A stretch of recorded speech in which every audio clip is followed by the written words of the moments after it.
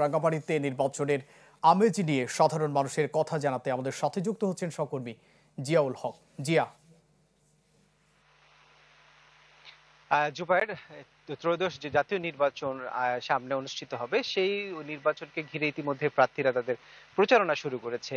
তবে যারা ভোট দিবেন সেই ভোটাররা বা তরুণ ভোটাররা কি ভাবছে সেটি জানানোর চেষ্টা করব রাঙামাটি থেকে আজ। আমার পাশে আসলে কিছু তরুণ ভোটার রয়েছে।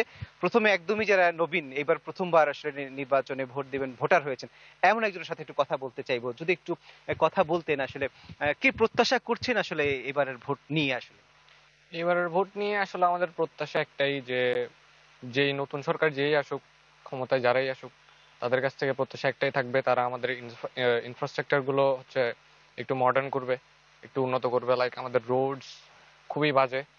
তারপরে হচ্ছে রোডস এর পরিষ্কার পরিচ্ছন্নতার দিকটা যেন পৌরসভা একটু কঠোর হয় এই বিষয়ে। রোডে যেন কোনো বাজে স্মেল না হয়, আমরা যেন একটু ফ্রেশ ব্রেথ যেন নিতে পারি। আর দ্বিতীয়ত হচ্ছে আইন শৃঙ্খলা বাহিনীটা আরেকটু কঠোর হওয়া দরকার। আমরা যেন কোনো জায়গায় গিয়ে ইনসিকিউর ফিল করতে না পারি, আমরা যেন সব জায়গায় সেফ থাকি। আমাদের টুরিস্ট প্লেসগুলোও যেন সেফটি মেনটেন করে রাখা হয়। অ্যান্ড আমাদের টুরিস্টরা যারা আসে ওরা যেন রাঙামাটি থেকে কোনো খারাপ এক্সপিরিয়েন্স নিয়ে না যায়, এটাই আমাদের প্রত্যাশা থাকবে ইউথ হিসেবে। অ্যান্ড এটাই আমাদের মেসেজ। ধন্যবাদ। যেমনটি আসলে বলছিলেন আসলে তরুণ ভোটার, আরেকজন ভোটারের সাথে কথা বলবো, তার প্রত্যাশাটা জানার চেষ্টা করব। আগামী নির্বাচনে যিনি জনপ্রতিনিধি হবেন, কেমন জনপ্রতিনিধি বাছাই করতে চান উনি?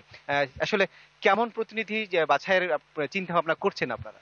আসলে আমরা দীর্ঘদিন পর একটি নতুন বাংলাদেশ পেয়েছি। আমরা দীর্ঘ অনেক বছর কখনো সুন্দর এবং সুষ্ঠুভাবে ভোট দিতে পারি নাই। ভোট দিতে গিয়ে আমাদের ভোটটা অন্য একজনের দিয়ে দিত, আমরা ভোটটা প্রয়োগ করতে পারতাম না। আমরা এবার নিজের পছন্দ মতো এমন একজন প্রার্থীকে ভোট দিতে পারবো, যেহেতু আমরা একটি গণঅভ্যুত্থান, ছাত্র জনতার গণঅভ্যুত্থান পেয়েছি এবং একটি গণঅভ্যুত্থান ঘটিয়েছি। এই গণঅভ্যুত্থান ঘটানোর পর আমরা একটি নতুন বাংলাদেশ পেয়েছি। এখন আমরা একটি আমাদের সাধ্যমতো এবং আমাদের সুন্দর এবং চয়েসেবল একজন প্রার্থীকে আমরা ভোট দিব, যিনি বাংলাদেশকে একটি নতুন একটি মাতৃভূমি উপহার দিবেন। এবং আমার মাতৃভূমি যেহেতু বাংলাদেশ, এই বাংলাদেশটা আমি চাই সবার আগে বাংলাদেশ।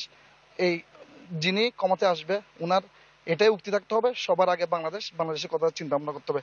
আরেকটি বিষয় আমি বলবো, আমাদের যেহেতু তিন পার্বত্য জেলা আমরা চিকিৎসা খাতে দেখি এবং বিভিন্ন খাতে দেখি পানিশমেন্ট যে মানে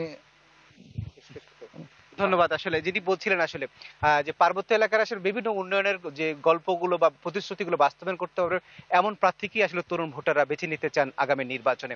জুবাইর, এই ছিল রাঙামাটি থেকে আমার কাছে সব। জিয়া, ধন্যবাদ আপনাকে। দর্শক, রাঙ্গামাটিতে নির্বাচনের আমেজ নিয়ে সাধারণ মানুষের কথা জানাতে আমাদের সাথে যুক্ত হয়েছিলেন সহকর্মী জিয়াউল হক।